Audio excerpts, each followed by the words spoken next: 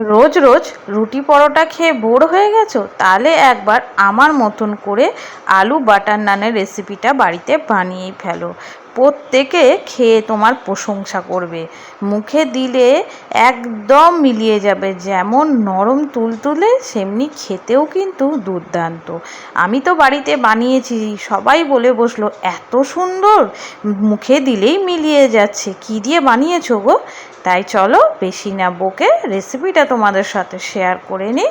আমি মিঠু রান্নাঘরে তোমাদের সকলকে স্বাগত। এখানে আমি দুটো বড় আলু সেদ্ধ করে ভালো করে ম্যাশ করে নিয়েছি, যাতে আলুর মধ্যে কোনো লাম্পস না থাকে। দিয়ে দিয়েছি 2 বাটি ময়দা, আর দিয়ে দিয়েছি কুচনো ধনে পাতা। এবার দেব চিলি ফ্লেক্স, আর দেব অল্প একটু নুন, দেব অল্প একটু চিনি, আর দেব অল্প একটু কালো জিরে। এইবারে বেশ ভালোভাবে ময়দাটাকে আমি মেখে নেব। আমি কিন্তু এর মধ্যে কোনো জল ব্যবহার করব না। আলু আর দইতে যেটুকুনি জল আছে ওইটা দিয়েই ময়দাটা বেশ ভালো মতন একটা নরম ডো তৈরি করব। এবারে আমি এর থেকে এক এক করে লেচিগুনি কেটে নেব। লেচিগুনি একটু বড়ই রাখবো, যেহেতু এটা নান।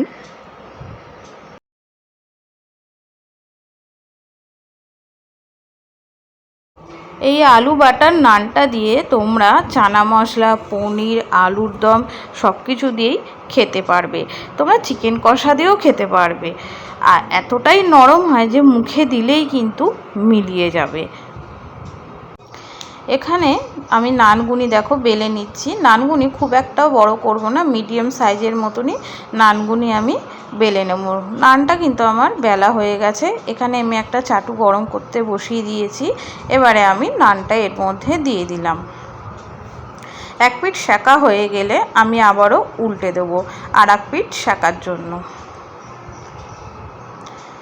এপিঠ ওপিঠ করে বেশ ভালো মতন খুন্তি দিয়ে চেপে চেপে নানটাকে সেঁকে নিতে হবে। এখানে দেখো নানটা এপিঠ ওপিঠ করে বেশ ভালো মতন সেঁকা হয়ে গেছে। এবার আমি এর ওপর থেকে দিয়ে দেবো বাটার। বাটারটা দিয়ে আর এক পিঠ উল্টে দিয়ে ওপিঠেও ভালো করে বাটার মাখিয়ে বেশ ভালো করে নানটাকে সেঁকে আমি তুলে নেব। বাকি নানগুনি এখানে আমি রেডি করে নিই।